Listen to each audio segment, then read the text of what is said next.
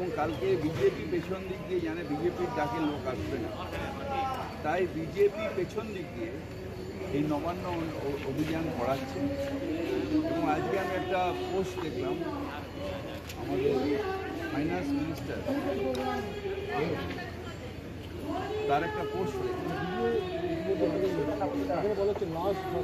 লাশ দরকার, অর্থাৎ বিজেপি লাশ চাই, লাশের ওপর দাঁড়িয়ে নবান্নয় আসবে দিবা স্বপ্ন দেখে। একটা ইলেকটেড সরকার তাকে ফেলে দেবে।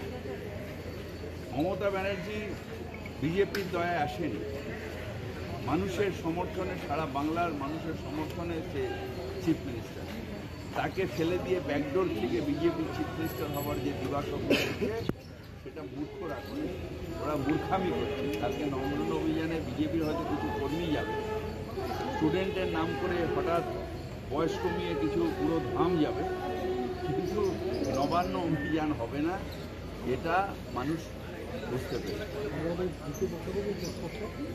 আমরা জানি যে কোনো জায়গায় কোনো ঘটনা ঘটলে সেই ঘটনাস্থলটা প্রিয় মোকাবিলায় সেটাকে পুলিশ ঘিরে দেখা যাচ্ছে 9 তারিখ যে ঘটনা ঘটেছিল মৃতদেহ উদ্ধার হওয়ার পর একটি ভিডিও ভাইরাল হয়েছে, যেখানে দেখা যাচ্ছে সুন্দর হলের মধ্যে গিজ করছে লোক পুলিশের উপর থেকে, মানে প্রিয় ক্ষতিগ্রস্ত আর না, আমি যেটা দেখেছি, আমিও দেখেছি, ওই সময় ঢুকে গেছিল, কিন্তু তারপর যখন ফরেন্সিক আসার পরে পুরোটাকে ব্যারিকেডিং করে ওটাকে তালা দিয়ে সিল করে দেওয়া, সেই সময় অনেক সময় ঘটনা একটা ঘটলে কিছু কলেজের স্টুডেন্ট, কিছু যারা কাছাকাছি থাকে তারা একটা আগ্রহ নিয়ে আসে।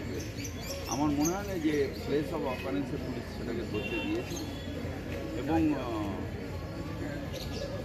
আমি বিশ্বাস করি যে এই জঘন্য অপরাধের শাস্তি হবে।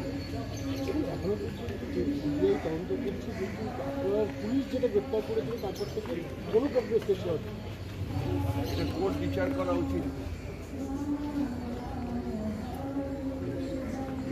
কলকাতা পুলিশের হাত থেকে দিয়ে দেওয়া হলো, এটা তো কোর্টের একটা অদ্ভুত, তাদের সিবিআইয়ের প্রতি একটা কেন জানি না একটা আছে, বিশ্বাস আছে, কিন্তু কলকাতা পুলিশও তদন্ত করতে পারে এবং তার দোষী ব্যক্তিকে খুঁজে বার করতে পারে, এটা তার